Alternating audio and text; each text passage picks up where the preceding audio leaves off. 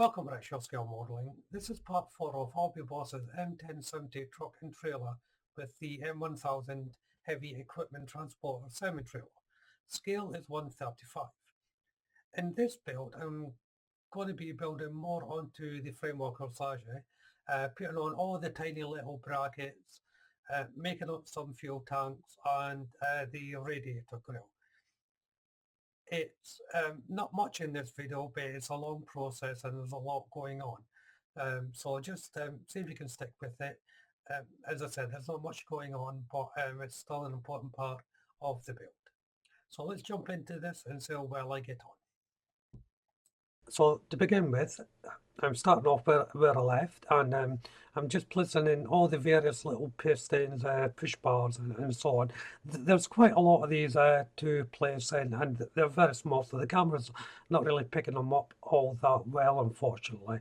But essentially, they're going from the axle onto the main sachet and so on. As I said, there's quite a few to go on. I'll just speed up this process a little bit here on camera. There's really not that much to say because it's so minuscule, the placements and the location points. Inevitably, my hands are just going to get in the way trying to film it. But I think you can get the general idea here, how everything is going together. Some of the suspension parts are a mixture of a couple of mediums, so the photo etch and the plastic. You can see me there just bending one of the pieces. This goes on to one of the rods that links the frame to the suspension leaf. And this is the rod that goes on to it. There's every little piece of this does have its own location point. It's just a matter of finding the exact position it's got to go in. The instructions are not very clear on us. The picture is very two-dimensional as such. So you may have to figure out exactly how these go before doing it. But that's like anything. Always drive fit before you place a part on permanently, of course. Next to go on are the brackets that are going to hold the drums, so the fuel drums and so on. There's two sets for this, so these little J-type pieces here, there's 3 on one side and 2 on the other. You also have to fit the individual brackets that hold things in place. These are generally made up from photo etch, so it's a simple case of bending them that you've seen me before, then attaching them. Now I use a combination generally of using white glue and super glue, depending on how quickly I want the bond. If I am using super glue, you have to be careful with it because it can be brittle and it's not a lasting bond. There's also a few airlines pipes going as well. Well, when I say airlines, I think that's what they are. They all seem to lead to the wheels anyway. Again, each has its own location point. Make sure you do this in order with the instructions. This is because of the brackets that I put in earlier. Each one has its own little bracket to sit into, so it's crucial that you follow the steps exactly here.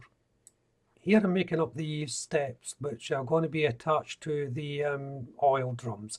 And these are just a series of photo etch parts, just the slats. The main body though is actually plastic. So again, you have to combine the two with a good cement for them to hold. As I keep on saying, I think the white glue is best for this, but it does take a long time to dry. The drums themselves are easy enough to assemble. They're just the two halves pushed together. Be careful though, because I actually, on the larger drum, I put the two halves together the opposite way. They're meant to go on a certain way. There's bands around them. And they link up with the brackets that I put on the side of the sachet. I didn't quite line them up properly, so you don't really see it once it's on, but it's a bit annoying because I can tell it's done slightly wrong, but I'll go into that in a moment. This is where I've been slightly wrong. I'm attaching the steps onto the the drum, and it should have actually been on the opposite side where my other hand is. I put them on the wrong side, so when I put the drum in, it's not going to quite line up with the brackets. In the end, actually, I took the steps off and placed them on the other side to line up with the cab door. However, the barrel is more secure, so I couldn't get that off. So I'm just going to have to live with that. But I'll point that out as we get to that part of the build. But I think that'll probably be on the next video when I point that out. There's still quite a lot to do in this part of the video. So as you can see there, I'm just fitting more parts to it. I don't know what this part's for. It's quite a large part. I would assume it gets attached to something. And I'm still attaching more little lights and brackets to the main frame here. These parts are really small, so you're going to need a steady hand to place these on. The next assembly is the radiator grille. First of all, the main mount is 2.5 put together. There's little location points inside here just to line it up. Next is the actual framework for the grille. You can see the bit of plastic here, it just links in. Obviously there's 4 pieces for this. Dry fit them because they link in a certain way. Don't be tempted just to throw them on and think job's done. They will only sit on a certain way, so you want to make sure everything is lined up. There's 2 little horns that sit on top of the grille. Now, I actually cut these off incorrectly. There's a little L-shaped brackets attached to these that go onto the main bracket to hold the horns in position. Now I cut these off by mistake, so it took a little bit of fiddling around just to get them to sit. But when they go on the grate themselves, they're going to sit a lot flatter than they should do. But it's only a little thing, and it's not really going to be that noticeable. So as you can see there, the assembly part is dry. So now all the sub-assembly parts are dry. So now I'm assembling the main radiator itself. I thought this made a nice change, having to make up the radiator grille completely than just having one solid piece of plastic. So here goes the horns on. As I said, they should have been slightly more raised up than they actually are, but because of the framework of the radiator itself, it still sits on there quite well. The top part of the radiator is made up with photo etch. It's just a simple case of bending it into position, and this is where your bending tool really comes into its own. You can bend these things using tweezers and so on, but when you've got the longer parts like these, it's better to have a tool so you're going to get a straight bend all in one go instead of trying to prise it into position. And then that's just attached once more with some more white glue. Here I'm using Mr. Hobby 38 steel red for the grille itself on the radiator. And the frame is Mr. Hobby 312 green. The next assembly is for the rear of the tractor unit, and this is the slide pad at the back. I'm not sure if that's the proper name, but that's what I always call it anyway. This is essentially 2 beams of steel that sit on the back at an angle for the trailers to slide up and down onto the unit. It's made up of 2 main struts with some brackets in the middle, and this is what I'm assembling now. Very easy to assemble, no need to go into it too much.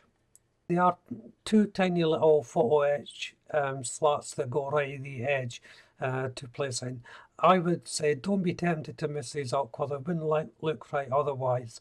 They are very small, as I said, but I think that really needs for these pieces to go on. If you can't get them to fit, or if you don't like using the photo etch, just put a slither of plastic in there instead, and it'll be fine. So as you can see there, I'm just painting it in the main colour.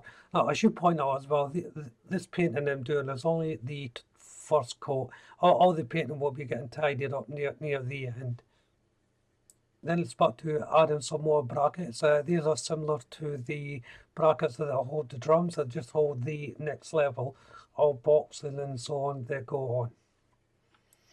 And the last thing I'm going to do for this part of the video is fit on the radiator. First of all, is this little bar that I made up near the start of the build. This is the one that said don't put any cement in, but obviously it kept on popping off while I moved the part around. But it's now time to fit it. And I can see why now. Once the radiator goes on, it angles down onto it, and you need that bit of movement to line everything up. So this is where I'll end part 4. After this, I've just got to put on the slide pad at the end of it, and this just fits on the back of the sachet itself. If you haven't done so already, why don't you go and check out the channel for my other builds? Subscribe to the channel also if you haven't done so, and make sure you hit the notification bell. That way you'll be kept up to date not only with this build but on my other builds as well, of course. Hit the like button, don't be afraid to leave a comment, and of course you can share the video. But for now, thank you all very much for watching. Bye bye.